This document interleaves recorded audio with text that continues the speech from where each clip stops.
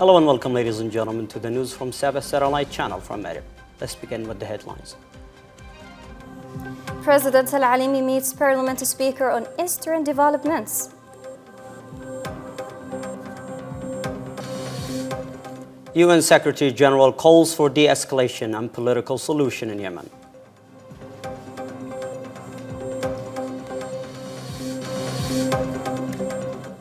Child killed by explosive remnants as recovery operations continue in Gaza.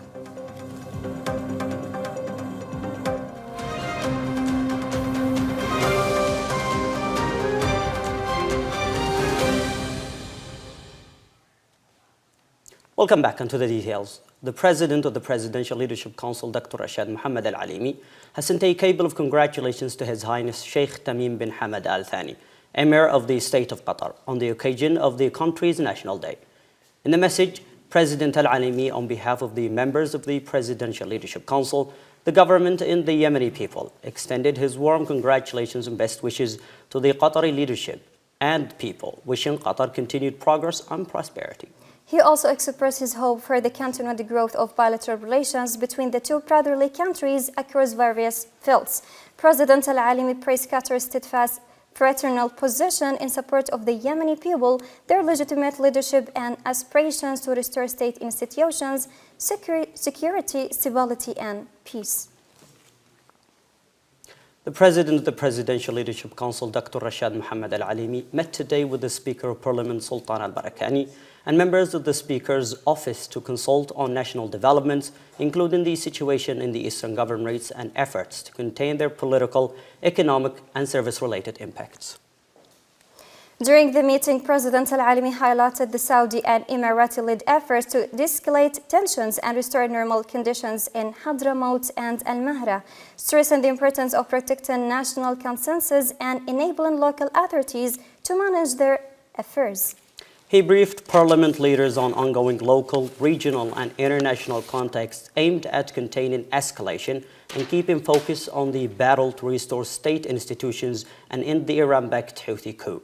The President praised Parliament's firm rejection of any unilateral measures outside agreed constitutional and transitional references, reaffirming the state's position on the southern cause as a just national issue within a comprehensive political settlement. The President of the Presidential Leadership Council, Dr. Rashad Al-Alimi, held a phone call with the Governor of Hadramaut, Salim Al-Khanbashi, to review the security and living conditions in the governorates and the performance of local authorities amid recent developments. President Al-Alimi was briefed on progress made toward restoring normal conditions in Hadramaut, with the support from Saudi Arabia. He reaffirmed the state's full support for the local authority, stressing the importance of strengthening state institutions, maintaining security, and protecting public order. The President underscored Hadramaut's central role in national recovery and stability, renewing the state's rejection of any unilateral actions outside the constitutional authority. He praised Saudi and Emirati-led efforts to de-escalate tensions in the Eastern Governorates. President Al-Alimi also reiterated directives to document human rights violations, ensure accountability, and commended the wisdom of Hadramaut's people in prioritizing the public interest and safeguarding stability. Yemen took part today in the 63rd ordinary session of the Council of Arab Health Ministers and meetings of its Executive Bureau, held in the Libyan capital, Tripoli, with a delegation headed by the Minister of Public Health and Population, Dr. Qasim Bouhaibh. The session discussed a range of key health issues, including support for the Palestinian health sector, sharing successful Arab health experiences, and an Arab strategy to benefit from migrant health professionals for the 2026-2030 period. Talks also cover strategies to develop primary health care and family medicine, expand public health services in context of refugees and displacement, and implement the Arab Development Summit decision on investment in health human resources.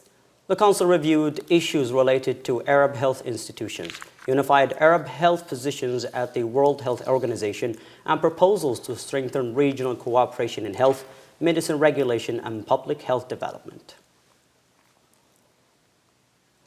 Ministry of Foreign Affairs and Expatriates took part today in a specialized event on migration in Yemen organized by the International Organization for Migration, marking International Migrants Day.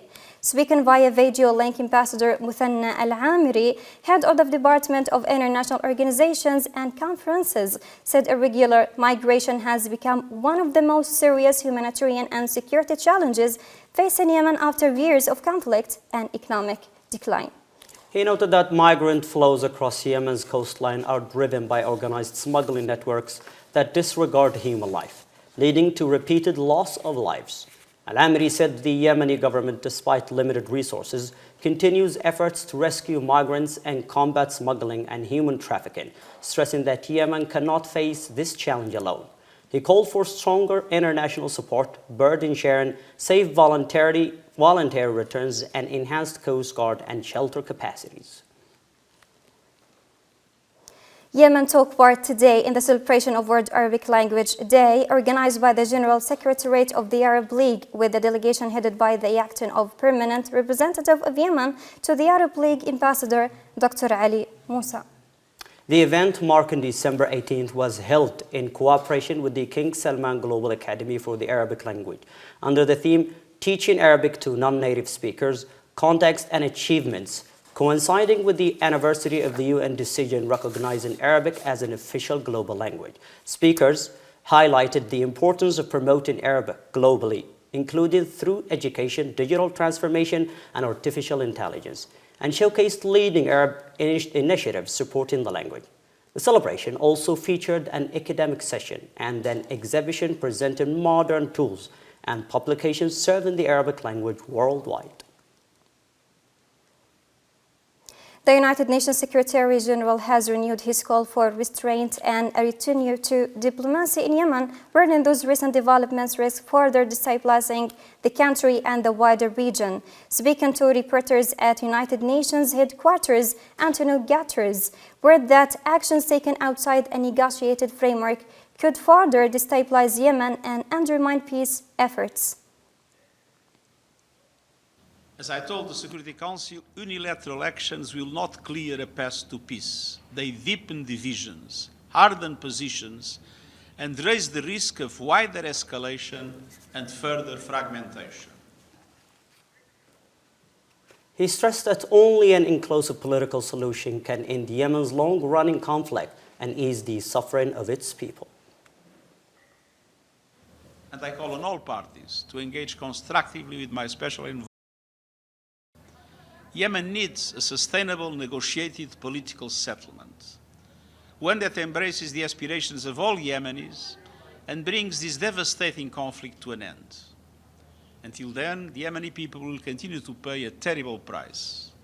Nearly 4.8 million have fled their homes, and 19.5 million need humanitarian assistance.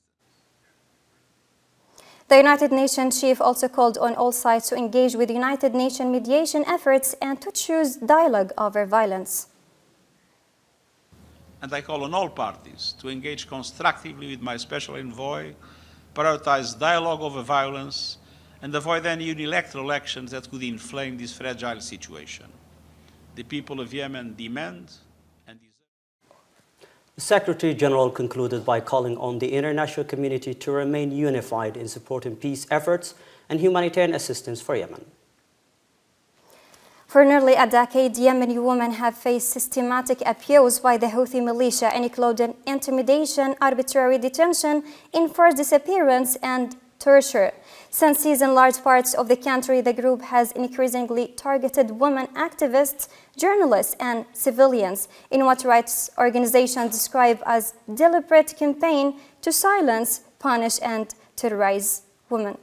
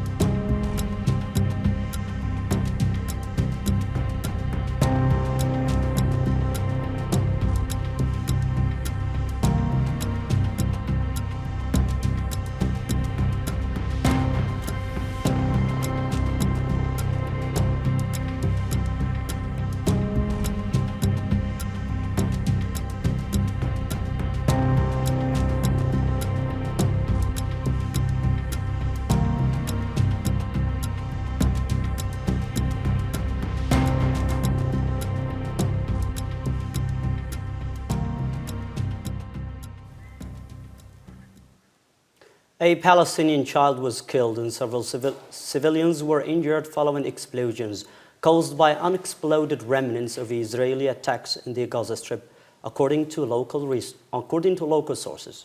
According to Wafa news agency, a child was killed when an explosive object detonated inside a residential home belonging to a Saudi family on Al-Jawani Street in the Nusayrat refugee camp in central Gaza. Several others were injured in a separate explosion involving war remnants in the Sheikh Radwan neighborhood of Gaza City. Meanwhile, Nasser Medical Complex reported receiving 2 people wounded by Israeli gunfire in the Patan, Samain and Kayzan Rishwan areas south of Khan Yunis. In a related development, medical and civil defense teams completed the recovery of 60 bodies from the Salem family from Peneth, the wrapper of the destroyed home in western Gaza City. A Rimal neighborhood civil defense officials said the recovery operation took 3 days due to limited equipment, with some remains found as skeletal fragments. For continuous updates, stay with Saba Satellite Channel from Medar. Thank you for watching and have a good time. Have a good time.